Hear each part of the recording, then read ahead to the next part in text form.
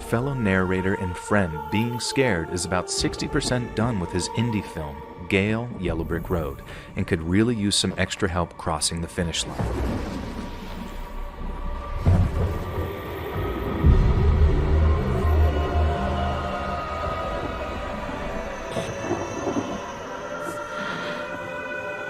Click the link in the description below to check it out and support their community in indie horror filmmaking.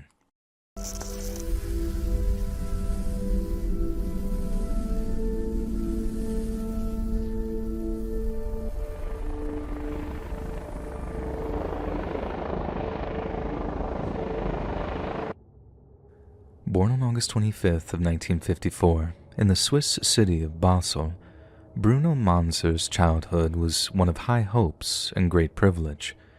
He grew up in a wealthy family and was a bright, free-thinking boy.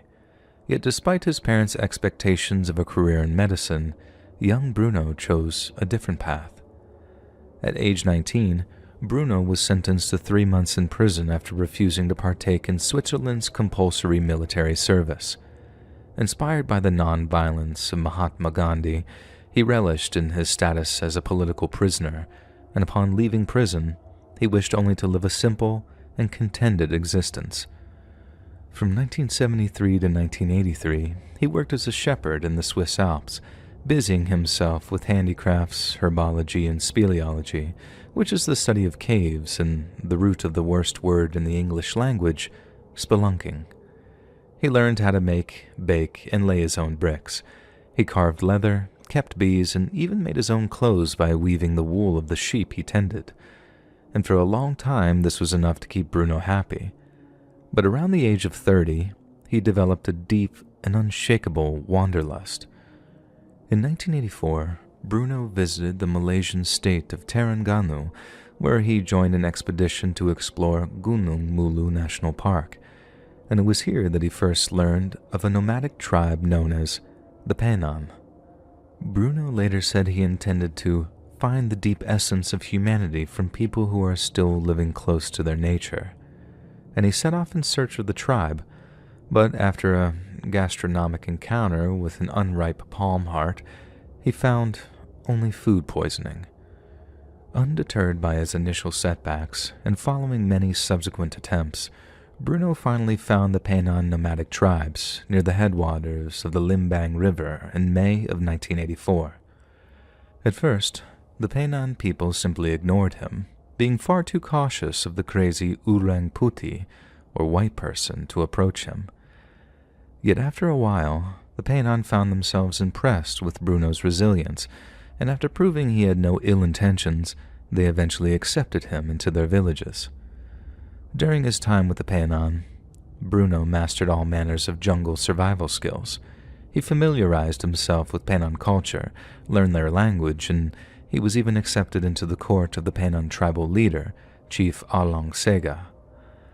Bruno wore a loincloth while hunting with the tribe's warriors, using a blowgun and poisoned darts to bring down birds, primates, and even snakes when other sources of protein became scarce. Back in Switzerland, Bruno was mocked with the nickname Tarzan, with many saying that he'd finally gone and lost his mind.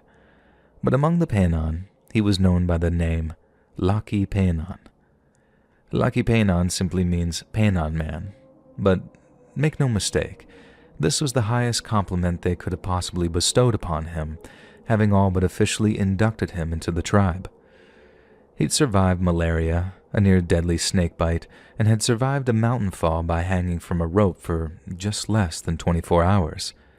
And it's quite clear that Bruno could handle himself in the jungle. But that makes what happened to him next all the more confounding. By the year 2000, Bruno had been taking prolonged trips into the rainforests of Southeast Asia for more than 15 years. He'd been heavily involved in anti-deforestation activism in the region, but had sadly made many enemies in the process. Logging firms hated him, those in need of cheap timber hated him, and due to his very vocal accusations of corruption, Malaysian politicians sought to ban him from entering their country. Bruno was forced to turn his sights onto Indonesia, and in February of the year 2000, he found himself on the jungle paths of Kalimantan, Indonesia. Bruno was accompanied by a film crew from his foundation, the Bruno Manzer Fund, as well as the organization's secretary, John Quensley. There, he split off from Quensley and the film crew and continued on his journey with another unarmed companion. The trip continued for 2 weeks, crossing mountains and rivers on foot and by boat, with only reprieve being a few hours' sleep in a canvas hammock. On May 18th, Bruno reached the Sarawak-Kalimantan border, and he and his companion spent one final night there, with Bruno writing a brief message on a postcard to his girlfriend Charlotte, who'd remained back in Switzerland. After making him swear he'd see it delivered, Bruno gave the postcard to his companion, who later said that he seemed perfectly happy and healthy as they'd parted ways. And then after that, Bruno walked off into the jungle, alone. According to John Quensley, Bruno crossed the Sarawak-Kalimantan border on May 22nd. He was then sighted by a Painan friend, a man called Paliu, on May 25th. Paliu said Bruno was carrying a 30-kilogram backpack and was headed in the direction of a mountain named Bukit Batu Lawi. Bruno told Paliu that he intended to climb the mountain, but when asked if he wanted company or assistance, Bruno declined. Paliu wished him luck and then bid him farewell.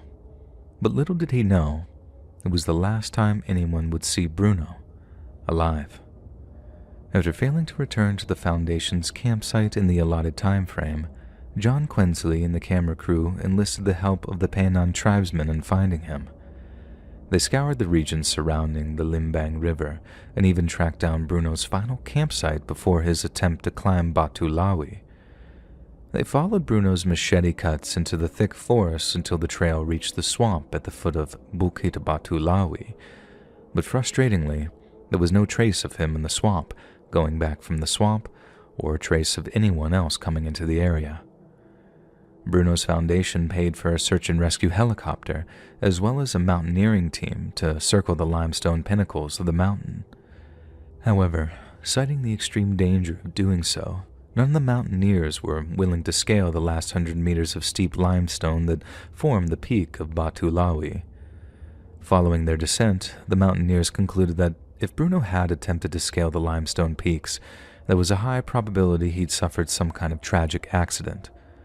And with that in mind, they made a second journey up Batu Lawi, concentrating around the places Bruno might have landed should he have taken a nasty fall.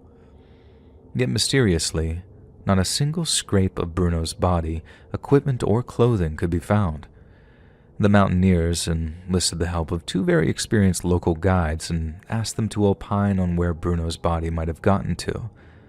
They spent days searching various nooks and crannies, but after once again finding nothing, the local guides were majorly perplexed. In their opinion, if Bruno wasn't in the spots they predicted, then they had to rule out a mountaineering accident as the cause of his disappearance.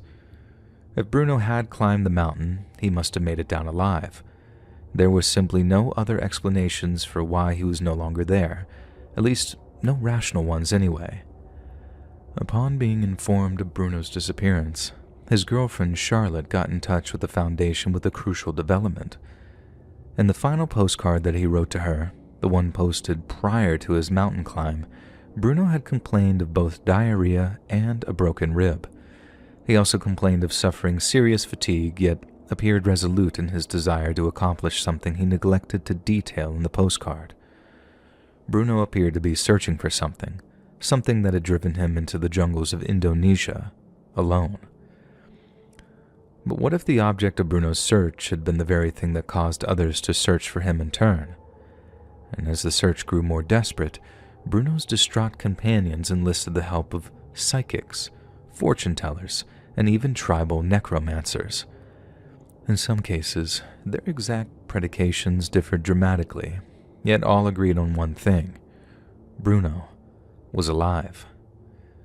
Emboldened by their consultant's supposedly supernatural foresight, Bruno's foundation requested that the Swiss Federal Department of Foreign Affairs open up a formal inquiry into his disappearance. They agreed, and yet another search party wandered into the jungle in the hopes of bringing Bruno home. But once again, and despite vast amounts of money and man-hours being poured into the search, their efforts were fruitless, and they returned empty-handed. In November of 2001, Bruno was awarded the International Society for Human Rights Prize for Switzerland. It was an award that would have meant a great deal to a man who dedicated his life to indigenous rights. Yet just months later, he was awarded what he might have considered to be an even greater prize. In January of 2002, hundreds of Pinan tribesmen gathered to perform a funeral ceremony known as a tawai. There, they paid tribute to the missing Bruno Manzer, celebrating both his life and his courage before bidding his eternal spirit farewell. Tribal chieftains referred to him as Laki Tawang, or the one who became lost, as speaking the names of the recently deceased is a great taboo in Painan culture. After subsequent expeditions failed to uncover any trace of Bruno, a civil court in Basel-Stadt declared him legally dead on March 10th of 2005. 5 years later, and to mark the 10th anniversary of his disappearance, a memorial service was held for him in Basel's Elizabethan Church. Roughly 500 people were in attendance. No one called him Tarzan anymore, and only a handful of people referred to him as Bruno. Out of respect, he was Laki Tawang, a man who lost his heart to the jungles of Southeast Asia, only later to lose his life.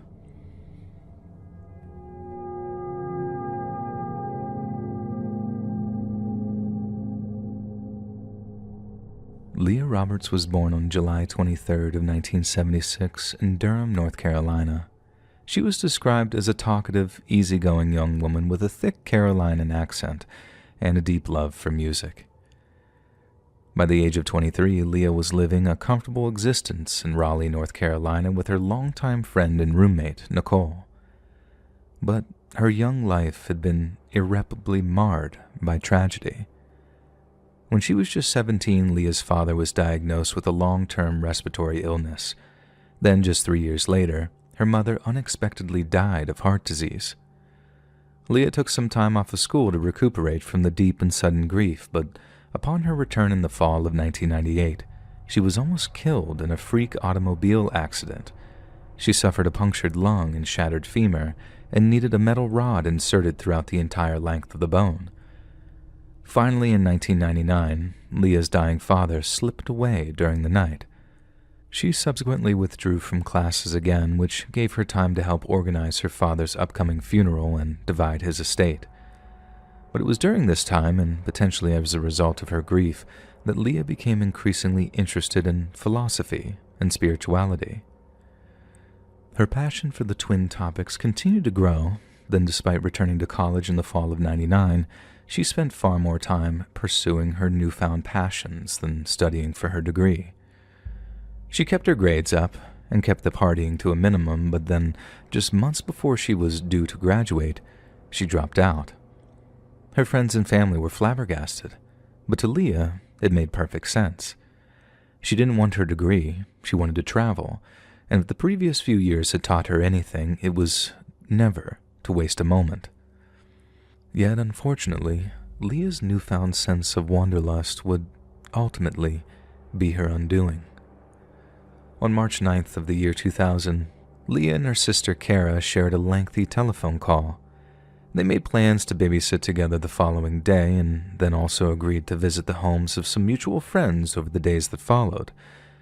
Yet mysteriously, these were promises that Leah would never honor.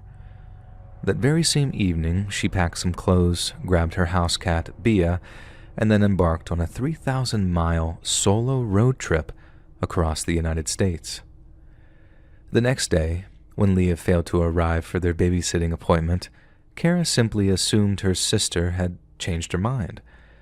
Leah was still feeling the loss of her father, so the change of plans caused no offense. It took until March 13th for Kara to realize something was wrong, and when she did, she drove over to her sister's apartment to check on her.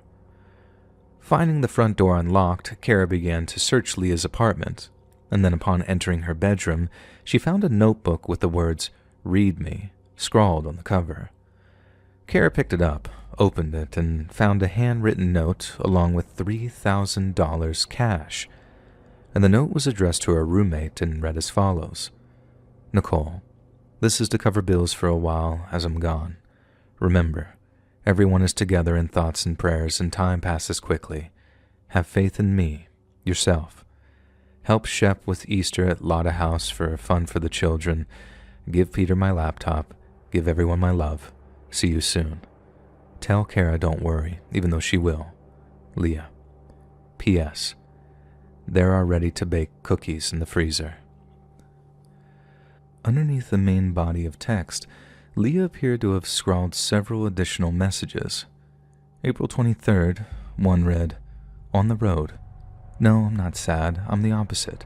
Remember Jack Kerouac? Tell Nikki I meant to come, but I had no choice.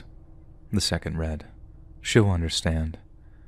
The third additional message gave a friend permission to stay in her room should she ever visit Raleigh, but quite evidently it wasn't of nearly as much interest as the first two. One of Leah's favorite authors was Jack Kerouac, and she had a particular love of his work, Dharma Burns. According to a close friend, she particularly enjoyed the part where Kerouac spends the summer of 1956 as a fire lookout on Desolation Peak in rural Washington state. Kara, who had been granted power of attorney over Leah, used it to obtain her sister's bank records. They showed that Leah was traveling towards Washington via the southwest and west coast. She was recreating Kerouac's journey. Kara soon discovered that Leah spent the night of March 10th in Lebanon, Tennessee, then had made it to Brooks, Oregon by March 13th. 9 days later, two trail runners jogging in Washington's Whatcom County made a strange discovery as they progressed along a trail. As they ran, they noticed an article of clothing hanging from a tree. A further search uncovered a second piece of clothing before their attention was drawn to a white vehicle, which lay heavily damaged at the bottom of a roadside embankment. The 1993 Jeep Cherokee was sitting along the left side of Canyon Creek Road, a little over 30 miles east of Bellingham. The exterior was heavily damaged, the windows were shattered, and the front of the Jeep was crumpled, which suggested a violent frontal collision. The ground surrounding the Jeep was strewn with clothing and loose personal belongings, including a guitar, passport, driver's license, checkbook, and several CDs. Several blankets were draped over the car's broken windows, suggesting someone had been using it for shelter from the elements. But when the two concerned joggers yelled out for the driver, only silence greeted them. An accident investigator who later arrived at the scene estimated that the Jeep must have been traveling at around 30 to 40 miles per hour to have sustained that level of exterior damage. It also flipped over several times before coming to a rest at a thicket of downed trees, upright and parallel to the road. The investigator went on to state that anyone present in the car during such a crash would have been seriously injured if not killed. Yet detectives were unable to find any evidence that someone was inside the car at the time of the crash. There were no traces of hair or blood, the seatbelt was not strained, and there was no damage consistent with someone hitting their head against the wheel or windshield. For all intent and purpose, it was as if the driver had simply evaporated while at the wheel of their car. Having been reported missing several days earlier, it was soon discovered that the owner of the Jeep had been none other than Leah Roberts. Security camera footage from a gas station back in Brooks showed her peering out of the window as a clerk rang her up, as if concerned that she was being followed. But the veracity of this theory has never been established. In the days that followed the Jeep's discovery, two search and rescue teams combed the area around it using dogs and a helicopter, but unfortunately they found no trace of Leah or her missing house cat.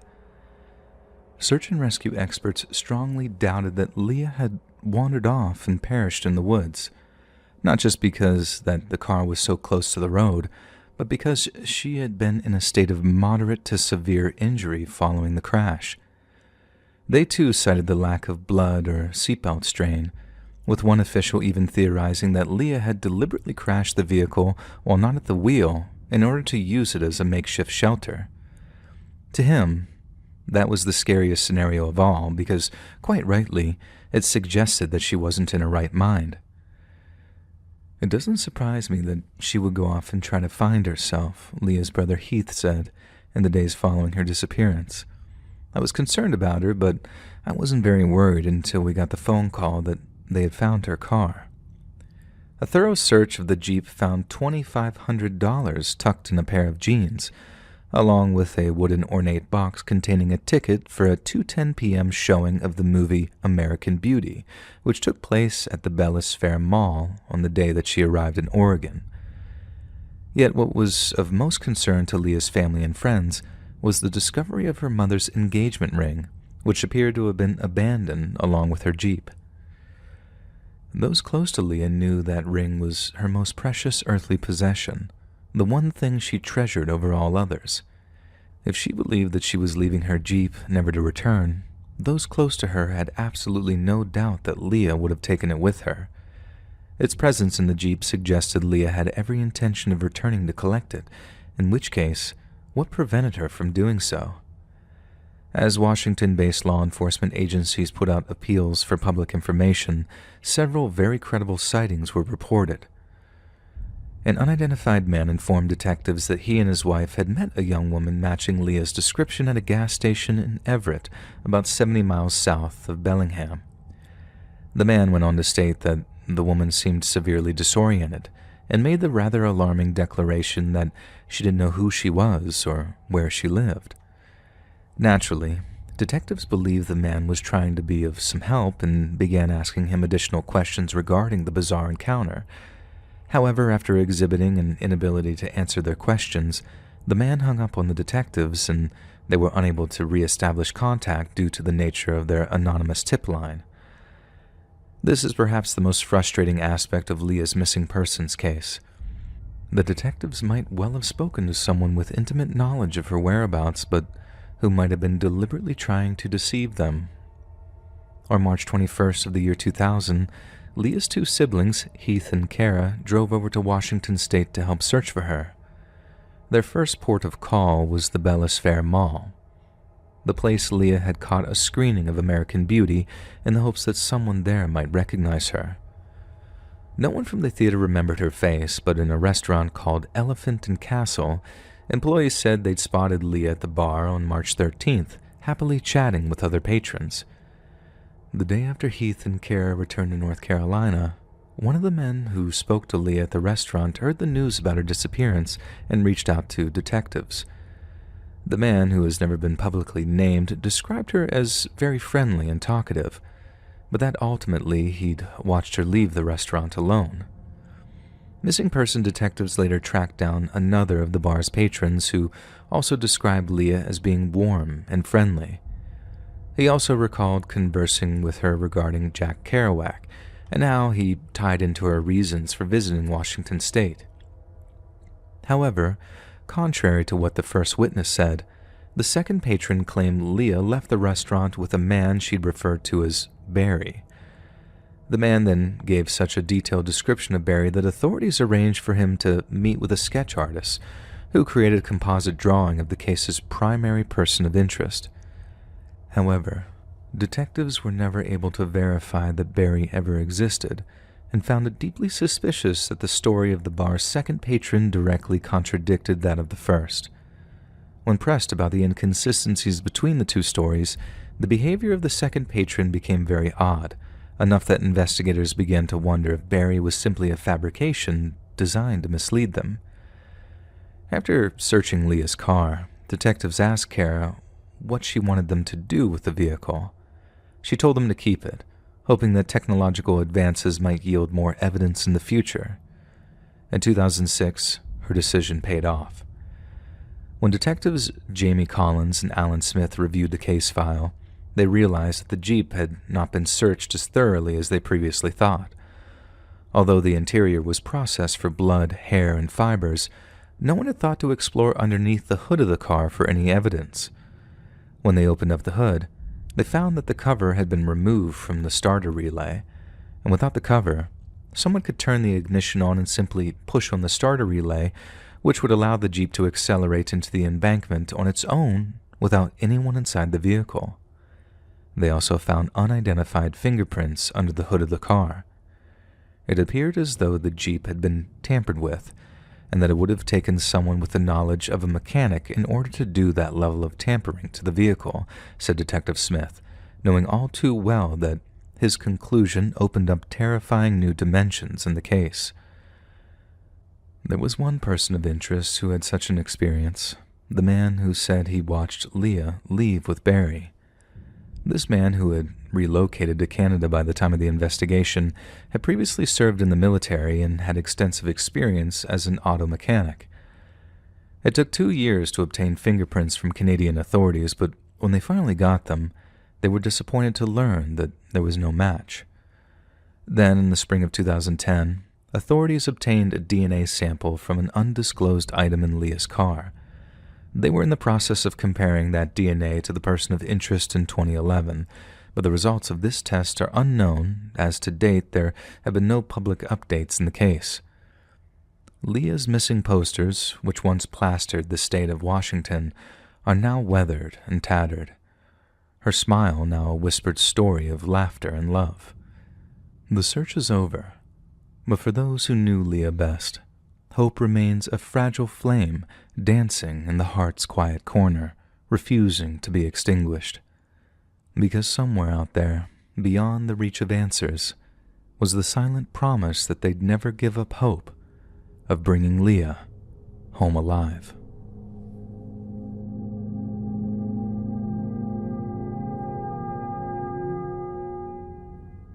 On the morning of June 25th, 1983, the Marshall family woke up bright and early and made their way towards Montana's Elkhorn Mountains.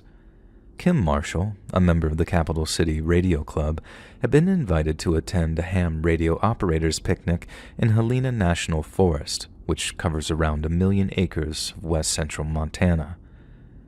It was a fine Saturday morning with a clear blue summer sky, and accompanying Kim that day was his 4-year-old stepdaughter, Nylene. Nylene K. Marshall was only a few months shy of her 5th birthday, and despite being a child of divorce, was a happy and well-adjusted preschooler. Only Kim and Nylene were set on attending the operators' picnic that morning, but upon their arrival, Nylene spotted several other children playing along a shallow watercourse known as Moppin Creek. Nylene told her stepfather she wished to play with the other children, but unwilling to let his daughter play unsupervised, Kim declined. Moments later, a 13-year-old girl approached a hesitant Kim and proposed that she keep an eye on Nylene while he greeted his fellow radio enthusiasts. The teenager claimed that they had been catching frogs and offered to teach Nylene how to do the same. Kim thanked the girl, told Nylene to go with her, and then headed off to meet with friends. He was under the impression that the teenage girl would keep a vigilant watch over his young stepdaughter. But he was wrong. Upon returning to Moppin Creek, Kim found the 13-year-old girl who was supposed to have been watching Nylene, only to be told that she had gone missing. The girl told Nylene to stay by the creek, to focus on catching frogs and tadpoles and not to wander off, but it appears the little girl had taken no heed to this. What started as casual concern soon snowballed into abject panic, and as Kim began calling out his stepdaughter's name, more and more of the picnic's attendees joined the search for 4-year-old Nylene. Kim Marshall was horrified by his stepdaughter's sudden disappearance, but that horror only deepened when he became aware of the surrounding terrain. Moppin Creek was surrounded on all sides by dense forests, steep rocky cliffs, and deep, dark mine shafts that extended for miles underground. Fatal hazards awaited Nylene in all directions, causing the intensity of the search effort to ramp up dramatically. But when Kim asked a group of girls if they'd seen little Nylene, the answer they gave was enough to send Kim into a full-blown panic attack. According to the girls, little Nylene had been spotted talking to an unfamiliar man in a purple jogging suit. One of them later told police that the man had been asking them to play what he called the shadow game, whereby the children would follow his shadow wherever he went. The older children, having been thoroughly indoctrinated on the dangers of strangers, refused the strange man's request. Yet little Nylene had not been so cynical. After filing a missing persons report, Montana search and rescue teams mounted a large-scale search effort which spanned almost 1,000 square miles. At its height, and in addition to the dozens of paid professionals, the search for 4-year-old Nylene boasted nearly 3,000 civilian volunteers. Helicopter search teams scoured the area from aerial vantage points, utilizing heat-seeking technology in the hopes of pinpointing Nylene's location. Specialist canine teams were brought in to scour mine shafts, ravines, and watercourses, including that of Maupin Creek, where Nylene had been playing prior to her sudden disappearance. It's said that one dog, who traced the banks of the creek after detecting Nylene's scent, came to an abrupt halt, and to many, this suggested something deeply chilling. That little Nylene had been suddenly and violently snatched from the ground before being carried off into the woods.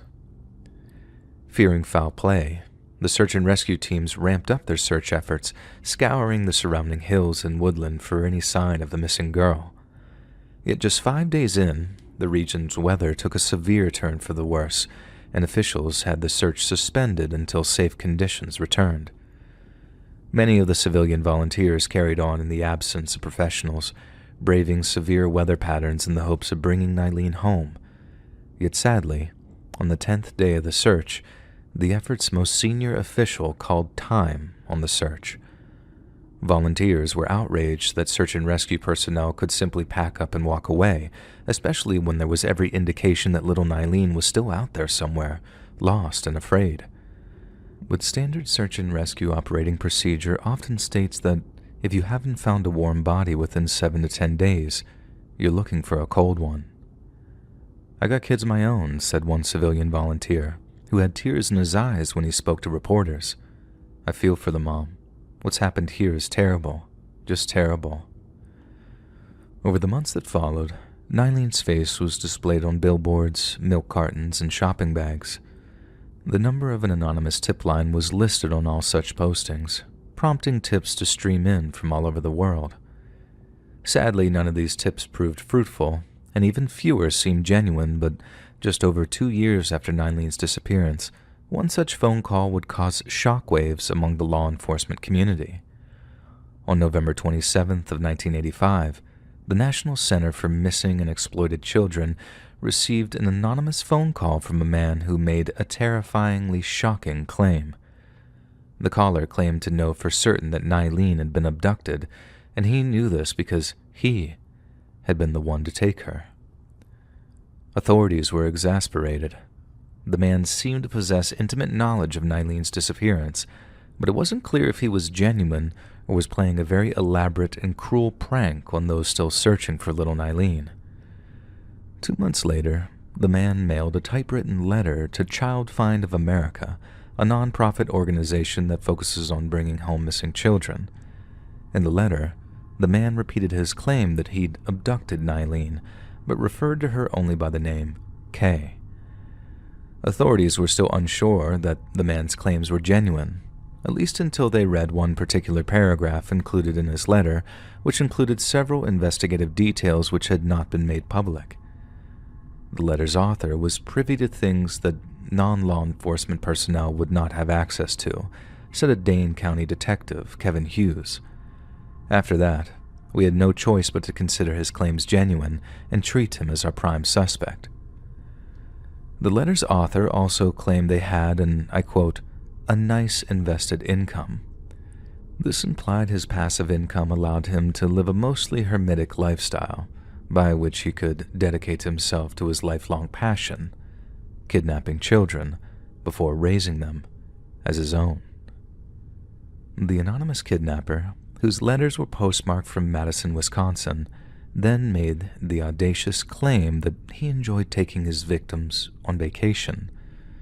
Apparently, after arranging a fake passport for his young abductee, they traveled all over the United States together, as well as to Canada and even the United Kingdom. He said he knew that Kay's family missed her, that he was aware he'd brought them great pain, but in any event, he could not let Kay go. She was his property now. Just months later, Child Find of America received 2 more letters as well as an anonymous phone call, all from the same anonymous suspect that claimed to have abducted Nylene. His previous communications had been shocking, but these new ones chilled the blood of even the most hardened detective as they made the sickening claim that little Nylene was being abused. Tim Campbell, a detective with the Jefferson County Sheriff's Department, later spoke with the press regarding what he'd seen, heard, and read. The suspect said that he was taking good care of Nylene, or Kay, whatever he was calling her, but then during the same phone call or letter, he'd made reference to things that we considered to be serious abuse. The FBI traced the calls to several phone booths, including one near a pharmacy in Edgerton, Wisconsin, yet the calls abruptly stopped after the phone booths were located and police began analyzing them for any potential forensic evidence. 5 years later, with the search for Nylene still ongoing, the national syndicated TV show Unsolved Mysteries aired a segment on the missing girl. Somehow, the show's producers managed to obtain copies of the anonymous letters and aired excerpts of them on national TV, and they read as follows. Excerpt 1. I didn't want their person to try to get information from her. All I could tell them was that she was okay, and I hope that Child Find can get the following back to her family. I picked Kay up on the road in the Elkhorn Peak area between Helena and Boulder. She was crying and frightened, and as I held her, she was shaking, and I decided that I would keep her and love her, and I took her home with me. I have a nice investment income, and I can work from home, so I care for her myself all the time. I teach her at home, and she likes to go with me when I travel. Her hair is short and curly now, and she has really grown.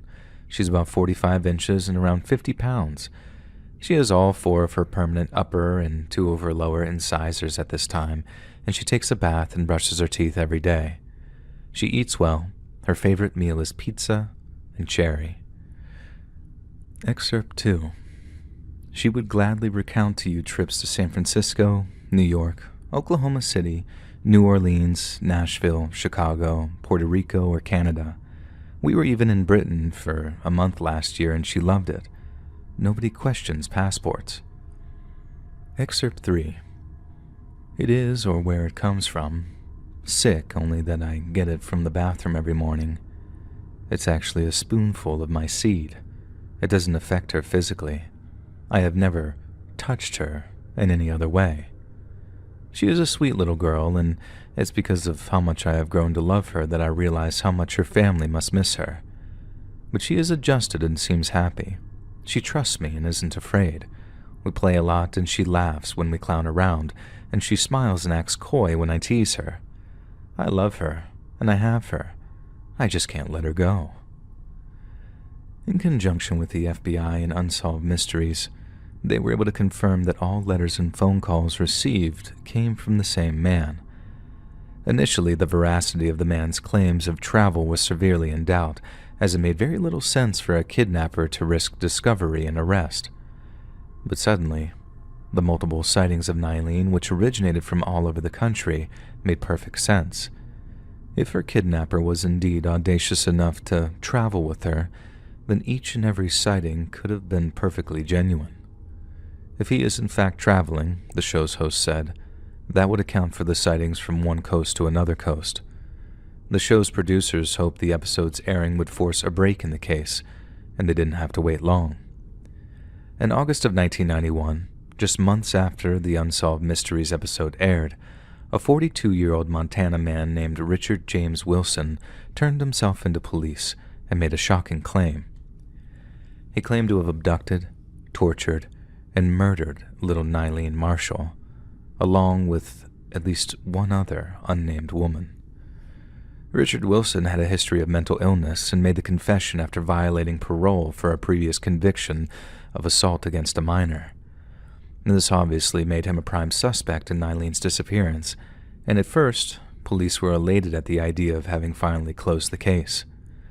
But on further questioning, Wilson's answers were found wanting. The police took him to an area east of Clancy where Wilson's claimed to have disposed of Nylene's body. He claimed he tossed it down a mine shaft, but when asked to locate the specific place of disposal, Wilson appeared completely incapable. Not only did he lack knowledge of the surrounding terrain, but the mine shaft he claimed to have used looked nothing like the description given in his confession. Law enforcement scoured the mine shaft anyways, simply to eliminate it as a site of potential corpse disposal. Yet their suspicions were confirmed when the shaft was discovered to be derelict and empty. The Jefferson County Sheriff Tom Don told journalists that Wilson's confession had to be, quote, taken with a grain of salt. He spoke of Wilson's mental illness, as well as his penchant for tall tales, before sharing news of his release due to lack of evidence. In 1995, after living in Japan for several years, the Marshall family relocated to Mexico. Kim, Nylene's stepfather, had received a job transfer. So while he stayed behind in Japan with the children, Nylene's mother, Nancy, flew to Mexico City during the summer of '95 to look for potential houses. However, it was during this trip to Mexico that the Marshalls suffered another unexpected tragedy. One morning, a housekeeper at Nancy's hotel noticed it had been a few days since anyone cleaned her room. She asked the hotel's manager to force open the door so they could perform a welfare check. What they found inside was heartbreaking. Nancy Marshall was dead.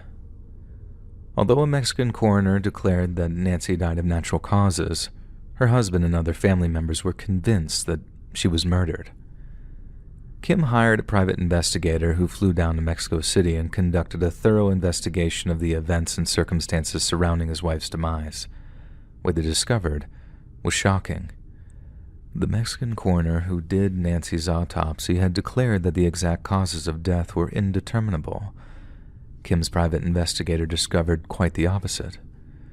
Nancy had been found bound and gagged in her hotel room, while photographs showed her corpse to be a patchwork of cuts and contusions.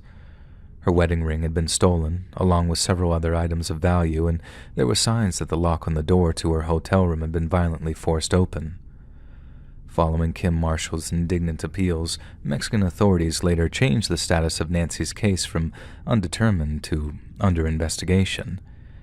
He then demanded they investigate Nancy's death as a possible homicide, at least until the U.S. State Department stepped in to lend their counsel, and Kim found himself with an almost impossible choice to make. If he continued pressuring the Mexican government to pursue his wife's killers, there's a chance her body might never be released from their custody. But if he gave up and allowed Nancy's murder to remain unsolved, her body could be released for a funeral and burial. Kim thought long and hard about it, and then just a few weeks later, Nancy Marshall's body was returned to the United States and was buried in the state of Texas following a short but heart-rending eulogy from her husband. Around the same time Nancy was being laid to rest, a nurse at a New Orleans hospital claimed to have spotted Nylene whilst on the job. She recalled how a young woman calling herself Helena had arrived at the hospital while in labor. She arrived in the company of a much older man and at first appeared strained but in high spirits. However, in private, she made a very shocking confession. The young woman told nurses that she believed that her mother's name was Nylene and that she grew up in a different county and remembered very little of her childhood. When the man returned, nurses asked him for more information about the woman's identity and medical history. He made a series of rather suspicious excuses and then forcibly removed his much younger female companion from the nurse's care and departed the hospital with her. Naturally, the hospital's staff were severely perturbed by the interaction and prompted local law enforcement to investigate. The frightened young woman was tracked down to Oklahoma City, where police asked her to submit a DNA sample. The DNA sample was cross-referenced with one of Nylene's biological father, but there was no discernible match between the two. More than 20 years later, sometime in 2018, the Find Nylene Marshall Facebook page claimed that the businesses all over Wisconsin had received handwritten letters in relation to Nylene's disappearance. A post on the group's page stated the letters were postmarked from Cincinnati, Ohio, with no return address and were being investigated by law enforcement. "My gut tells me she's deceased," Jefferson County Sheriff Craig Doolittle told Mountain News back in 2017. Sheriff Doolittle saw law enforcement had returned many times to the site where Nylene vanished, but nothing significant has ever been found, and not one piece of evidence was ever recovered. Recently, the National Center of Missing and Exploited Children issued an age-progressed photo of Nylene showing her at 43 years old. Decades after her disappearance, authorities still receive calls with tips. Nylene remains widely discussed on crime sleuth websites and forums. And for investigators, the case is still open. Doolittle says the issue is something that they have yet to put away. Many pray Nylene is out there alive and well, and according to the letters and phone calls, there's very high probability that's true. There will always be hope. No one should stop searching for her. She may be living her life as Kay, not remembering her past or that she was abducted. In which case, all we can hope for is that Nylene, or Kay, is enjoying some degree of peace. Hey friends, thanks for listening.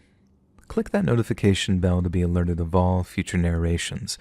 I release new videos every Monday and Thursday at 9 p.m. EST, and there are super fun live streams on Sundays and Wednesday nights. If you got a story, be sure to submit them over at my email, letsreadsubmissions@gmail.com, and you might even hear your story featured in the next video. And if you want to support me even more, grab early access to all future narrations and bonus content over on Patreon, or click that big join button to hear about the extra perks for members of the channel. And check out the Let's Read podcast, where you can hear all of these stories in big compilations located anywhere you listen to podcasts. All links in the description below. Thanks so much, friends. And remember, you can hear Pradeep taking a shit in the background.